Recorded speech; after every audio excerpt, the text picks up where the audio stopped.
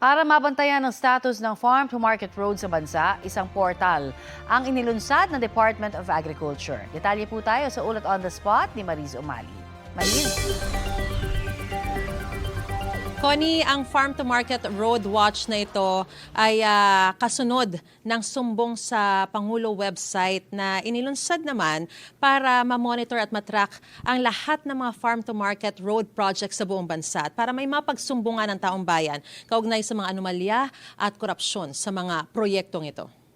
Portal or FMR Watch sa ngayon ay gumagana na. Ayon kay Agriculture Secretary Francisco Tiu Laurel Jr., layo nitong ipakita kung saan napupunta ang pondo ng bayan at tiyakin na ang mga FMR project ay totoong naipatutupad at hindi lamang nasa papel. Binigyan diin niya na walang smoke and mirrors sa sistema, kundi purong mapa, data at pananagutan. Sa kasalukuyan, mayroong humigit kumulang 33 billion pesos ang pondo ng DA para sa FMR sa taong 2026 na target makapagpatayo ng mahigit 2,300 na kilometro ng mga kalsada at mga daan patungo sa mas mababang gasto sa produksyon, mas mataas na kita ng mga magsasaka at mangingisda, mas abot kayang pagkain at pangmatagalang kaunlaran sa kanayunan. Ipinaliwanag naman ni Director Christy Pulido, na ang FMR Watch ay in-house na binuo ng Department of Agriculture sa pamamagitan ng Bureau of Agricultural and Fisheries Engineering, kaya nakatipid pa ang gobyerno.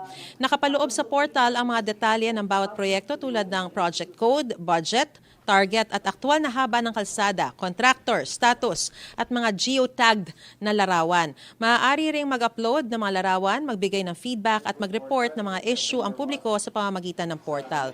Tiniyak naman ng Department of Agriculture na mga reklamo lalo na ang mga high at critical urgency ay lalagyan ng target response time na 24 to 48 hours. Para naman maiwasang mangyari uli yung mga nakaraang issue ng overprice at ghost FMRs, aniya mag-hire daw ang DA ng reputable third-party auditors para i-certify na ang mga proyekto ay tapos, tama ang haba, lapad at kalidad bago bayaran.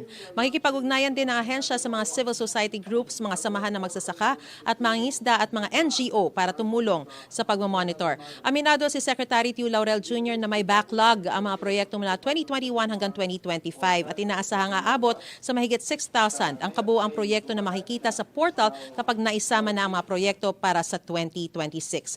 Ang 33 billion peso budget naman para sa 2026 ay inaasahang maipatutupad sa loob ng 2 taon dahil hindi lahat ng proyekto ay shovel-ready.